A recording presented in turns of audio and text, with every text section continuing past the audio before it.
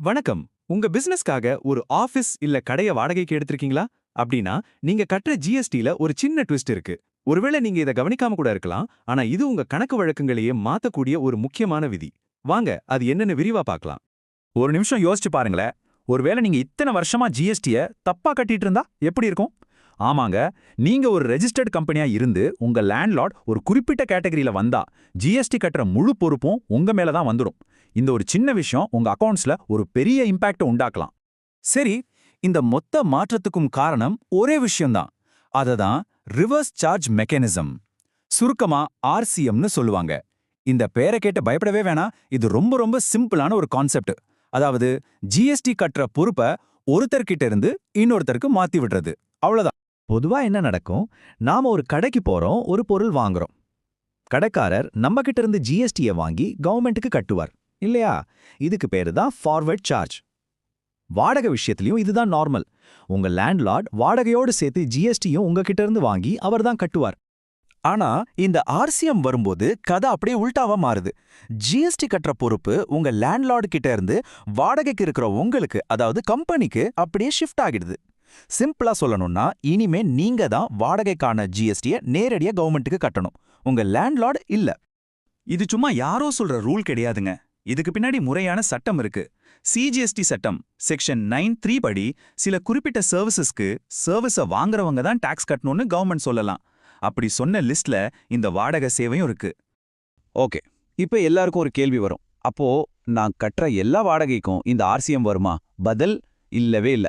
இது உங்களுக்கு அப்ளை ஆகுமா இல்லையான்னு கண்டுபிடிக்க நாம ரெண்டு சிம்பிள் கேள்விகளை நாமளே கேட்டுக்கணும். வாங்க அது என்னன்னு பார்க்கலாம்.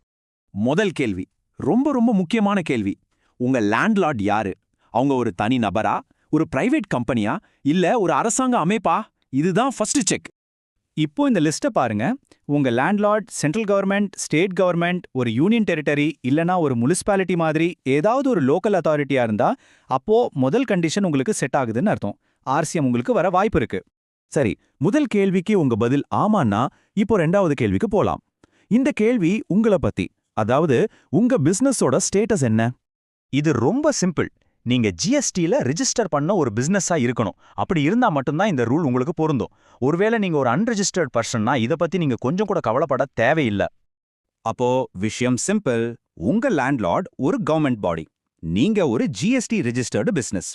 இந்த ரெண்டு பாக்ஸையும் நீங்க டிக் பண்ணிட்டீங்கன்னா சந்தேகமே வேண்டாம், உங்க வாடகைக்கான ஜிஎஸ்டியை நீங்க தான் ரிவர்ஸ் சார்ஜ் முறையில கட்டியாகணும். ஓகே, இப்போ ஒரு விஷயத்தை ரொம்ப தெளிவுபடுத்திக்கலாம். இந்த விதி எப்போ எல்லாம் அப்ளை ஆகாதுன்னு பார்த்துட்டா எல்லா குழப்பமும் தீர்ந்துரும் இல்லையா? வாங்க பார்க்கலாம். வாங்க இந்த வித்தியாசத்தை ரொம்ப சிம்பிளா புரிஞ்சுக்கலாம். ஒரு பக்கம் ஆர்சிஎம் அப்ளை ஆகிற கேஸ், லேண்ட்லார்ட் வந்து கவர்மெண்ட், வாடகைக்கு இருக்கிற நீங்க வந்து ரிஜிஸ்டர்ட் பிசினஸ். இன்னொரு பக்கம் ஆர்சிஎம் அப்ளை ஆகாத கேஸ், உங்க லேண்ட்லார்ட் ஒரு பிரைவேட் கம்பெனி இல்ல தனி நபரா இருந்தாலோ அல்லது நீங்க ஜிஎஸ்டில ரிஜிஸ்டர் பண்ணாதவரா இருந்தாலோ ஆர்சிஎம் வராது. இதுதான் முக்கியமான வித்தியாசம். இங்க இன்னொரு முக்கியமான பாயிண்ட் நோட் பண்ணணும். நாம இவ்ளோ நேரம் பேசினது எல்லாமே கமர்ஷியல் ரெண்ட், அதாவது பிசினஸ்க்காக வாடகைக்கு எடுக்கிற இடங்களுக்கு மட்டும்தான். நீங்க உங்க குடும்பத்தோட தங்கறதுக்காக ஒரு வீட்டை வாடகைக்கு எடுக்கிறீங்கன்னா அதுக்கு ஜிஎஸ்டியே கிடையாது. சோ அங்க ஆர்சிஎம் பத்தின பேச்சுக்கே இடமில்ல. சரி, இந்த ரூல் உங்களுக்கு பொருந்தும்னு இப்போ உங்களுக்கு தெரிஞ்சிடுச்சு. அடுத்த ஸ்டெப் என்ன? எப்படி இதை சரியா ஃபாலோ பண்றது? ஒன்னும் கவலைப்படாதீங்க. ப்ராசஸ் ரொம்ப சிம்பிள். அதை ஸ்டெப் பை ஸ்டெப்பா இப்போ பார்க்கலாம். முதல்ல ஜிஎஸ்டி ரேட் எவ்வளோன்னு பார்க்கலாம். அது 18%, 18%. உங்க வாடகை தொகையில 18% ஜிஎஸ்டியை நீங்க கால்குலேட் பண்ணி அதை நேரடியா கவர்மெண்ட்டுக்கு கட்டணும். இந்த ப்ராசஸை முடிக்கிறதுக்கு இங்க ஒரு சிம்பிளான 3 ஸ்டெப் செக்லிஸ்ட் இருக்கு. ஸ்டெப் 1, அந்த 18% ஜிஎஸ்டியை கவர்மெண்ட்டுக்கு கட்டிடுங்க. ஸ்டெப் 2, நீங்க கட்டின இந்த ஆர்சிஎம் பேமெண்ட்டை உங்க ஜிஎஸ்டிஆர் 3B ரிட்டர்ன்ல கரெக்டா ரிப்போர்ட் பண்ணுங்க. ஸ்டெப் 3, அதே ரிட்டர்ன்ல நீங்க கட்டின இந்த தொகைக்கான இன்புட் டாக்ஸ் கிரெடிட், அதாவது ஐடிசியை கிளைம் பண்ணுங்க. அவ்வளோதான். இதுல ஒரு சூப்பரான விஷயம் என்ன தெரியுமா? நீங்க ஆர்சி மூலமா கட்டுற அந்த முழு ஜிஎஸ்டி பணத்தையும் இன்புட் டாக்ஸ் கிரெடிட், அதாவது ஐடிசியா திரும்ப எடுத்துக்க முடியும். அப்படின்னா என்ன அர்த்தம்? கடைசியில பார்த்தா உங்க பிசினஸ்க்கு இதனால ₹1 கூட செலவு கிடையாது. இது ஒரு கேஷ் ஃப்ளோ அட்ஜஸ்ட்மெண்ட் தான், செலவில்ல. ஓகே, நாம பேசின எல்லாத்தையும் வேகமா ஒரு தடவை இந்த ஷீட் மூலமா ரீகேப் பண்ணிடலாம்.